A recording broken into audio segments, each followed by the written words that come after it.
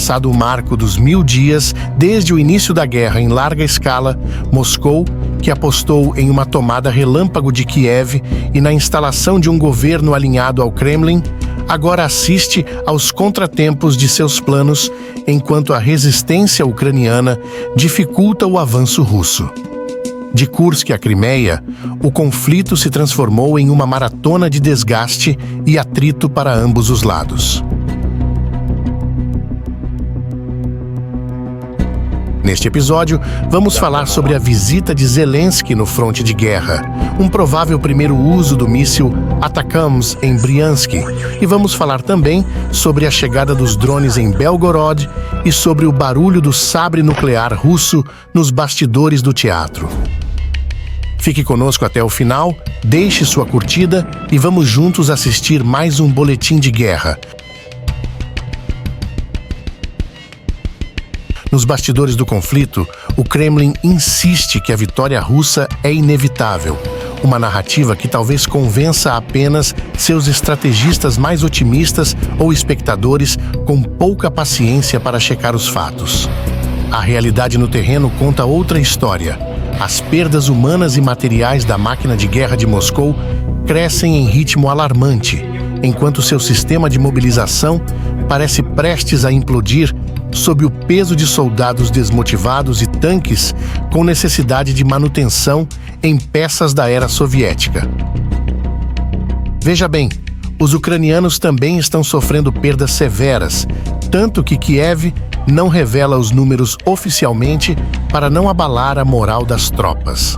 Entretanto, no campo de batalha, é regra que quem toma a iniciativa dos ataques de assalto geralmente sofre mais baixas do que quem se defende.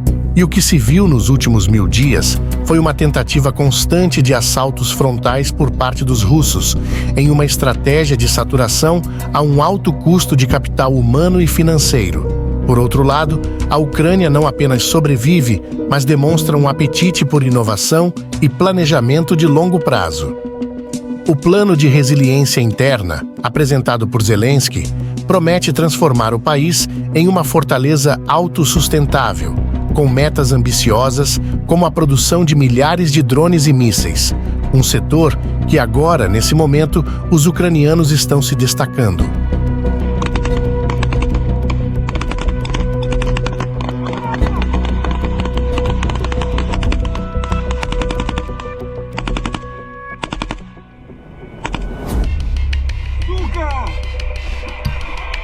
Putin, por sua vez, enfrenta um dilema desconfortável no tabuleiro do conflito.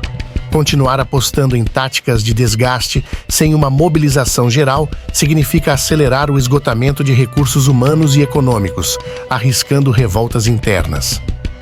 Ou ele pode forçar uma nova onda de mobilização nacional, o que pode desgastar ainda mais seu apoio doméstico, já abalado pela crescente fadiga social e econômica.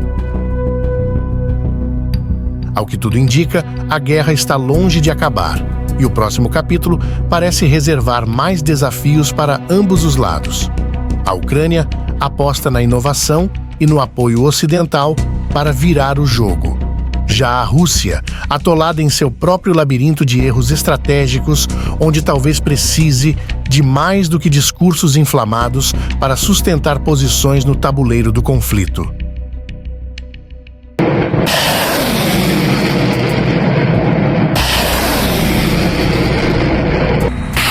Em contrapartida, o Kremlin tem tentado continuamente usar o barulho de sabres nucleares para deter o apoio militar ocidental à Ucrânia.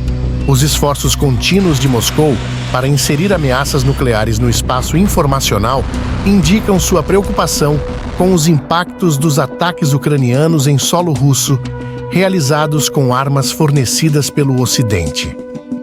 No dia 19 de novembro, Putin assinou a doutrina nuclear atualizada como uma resposta clara à decisão do governo Biden de permitir ataques ucranianos de longo alcance contra a Rússia. Entretanto, a recente adoção pela Rússia de uma doutrina nuclear alterada é apenas mais uma iteração do frequente barulho de sabres nucleares e não representa uma mudança substancial na postura nuclear, doutrina ou ameaça de emprego de armas atômicas. Os contornos do jogo nuclear permanecem os mesmos, mesmo após as atualizações e grupos dentro do Kremlin que discutem a falta de clareza sobre as linhas vermelhas nucleares da Rússia.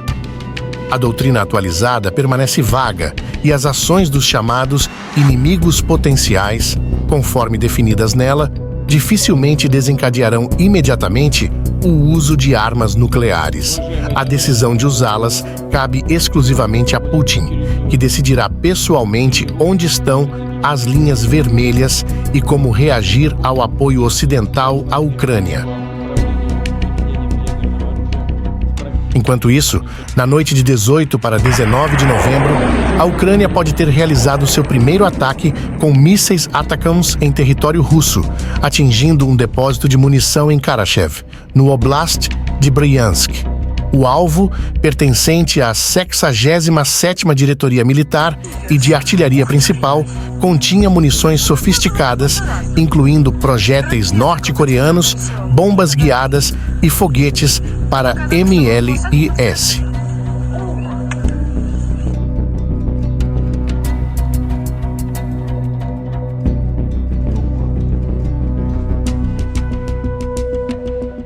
Entre os dias 19 e 20 de novembro, um ataque com drones atingiu um armazém de mísseis Iskander e Kandriv, localizado em Kotovo, na região de Novgorod, a aproximadamente 680 quilômetros da fronteira com a Ucrânia.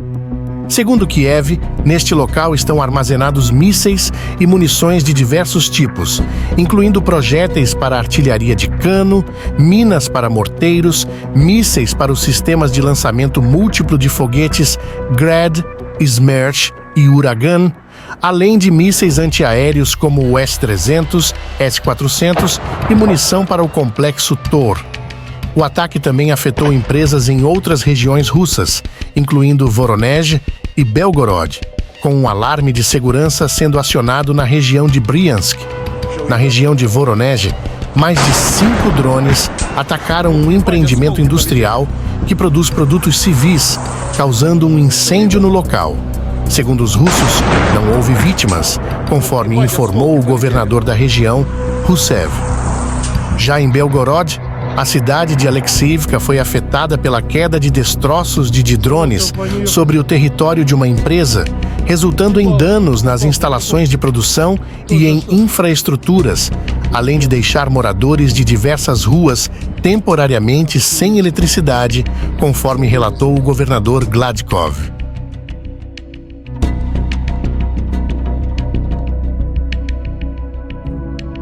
Por fim, em 19 de novembro, Zelensky visitou o fronte de guerra em Kupiansk, na região entre Luhansk e Kharkiv. Essa linha de frente está sob forte pressão da máquina de guerra russa. Zelensky conferiu instalações, analisou a produção das trincheiras e, em um semblante apático, entregou medalhas para os defensores ucranianos.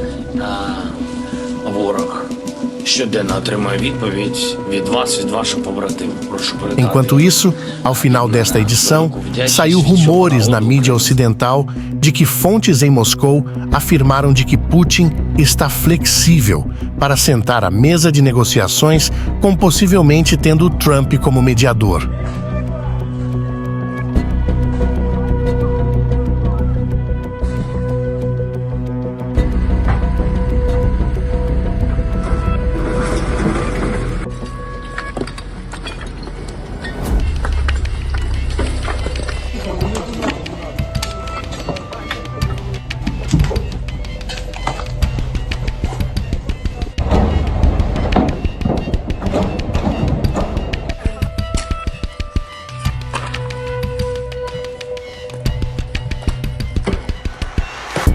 Esse foi mais um Boletim Militar.